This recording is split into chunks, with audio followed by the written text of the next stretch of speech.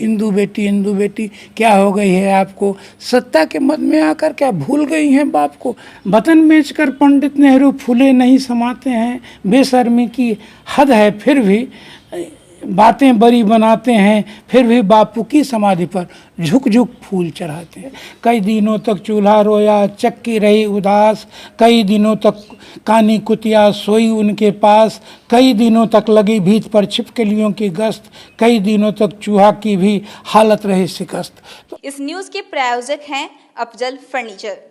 आज साहित्यिक चर्चा के दूसरे एपिसोड में मैं वसंत आपका स्वागत करता हूँ।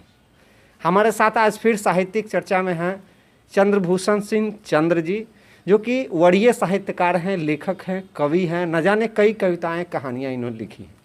आज साहित्यिक चर्चा में बात होगी प्रसिद्ध लेखक, कवि, साहित्यकार नागार्जुन के बारे में। नागार्जुन जी का पूरा नाम वैद्यनाथ मिश्र है और बिहार के सर्वश्रेष्ठ कवियों में एक माने जाते हैं।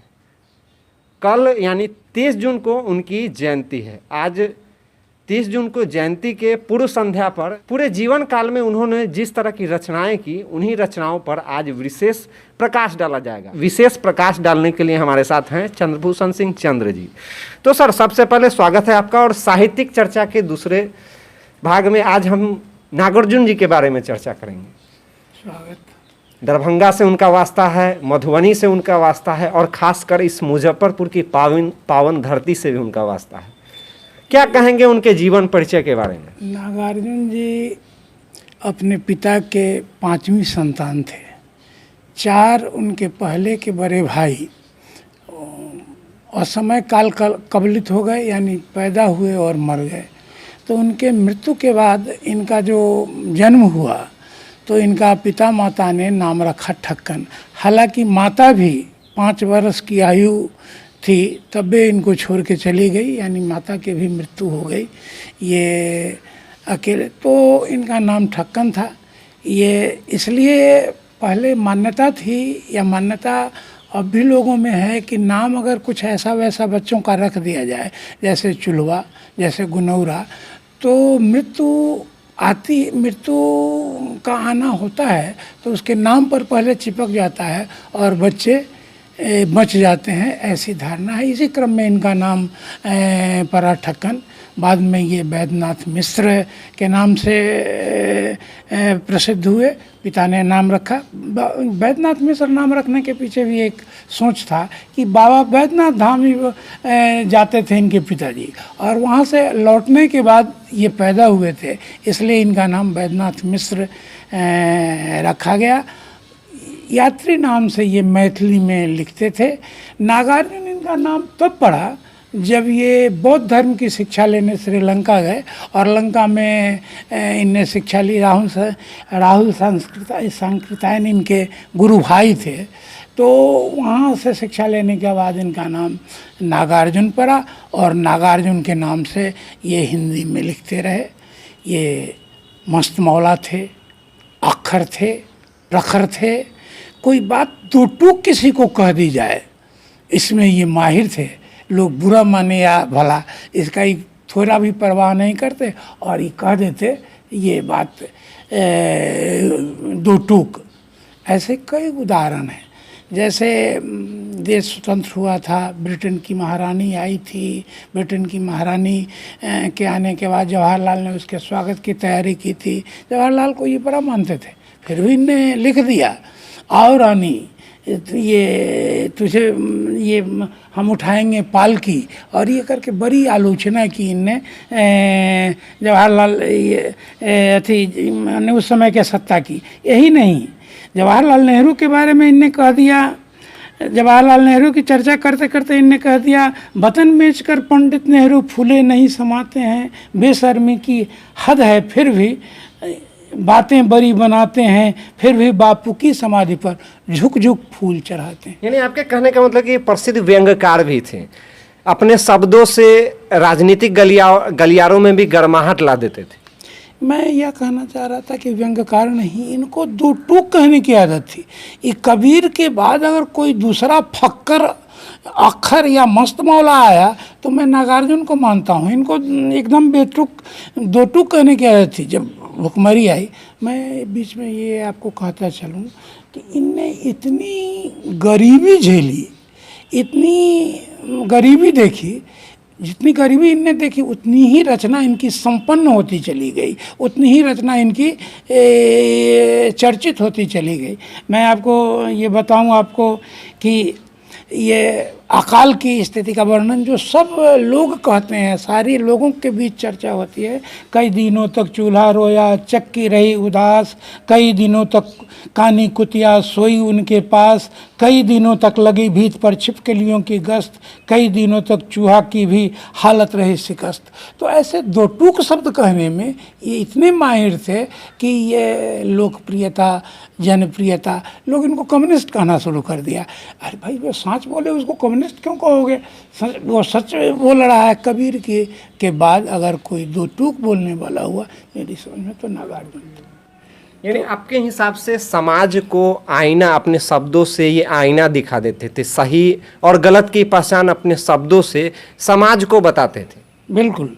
इन्हें यही नहीं, ये श्रीमती गांधी सत्ता के अगेंस्ट में इन्होंने श्रीमती गांधी के टाइम में भी कहा इंदिरा बेटी क्या हो गई है आपको, इंदु बेटी क्या हो गई है आपको, सत्ता के मद में आकर क्या भूल गई हैं बाप को। जब उन्होंने जयप्रकाश नारायण के साथ जो बेअदबी की और अथी किया तो उसी पर इन्होंने कहा था। तो इनकी दो टूक कहने की आदत थी, फक्कर थे, अक्षर थे, ये कहीं नहीं रुकते थे। यानी कि दो टूक कहने की आदत थी और बेबाकी से अपने शब्दों के जाल से ये समाज को आईना दिखाते थे। पिछले एपिसोड में हमने साहित्यिक चर्चा की थी जिसमें चंद्रभूषण सिंह चंद्र जी ने कहा था कि अभी के युवाओं को किताबों के प्रति लगाव नहीं रहा है। नागार्जुन की किताबें समाज को आईना दिखाती है, कैसे समाज को जीना चाहिए, ये सारी बातें नागार्जुन की किताबों से पता चलता है। अब आगे की चर्चा में हम नागार्जुन के लिखे हुए किताबों के बारे में जानेंगे।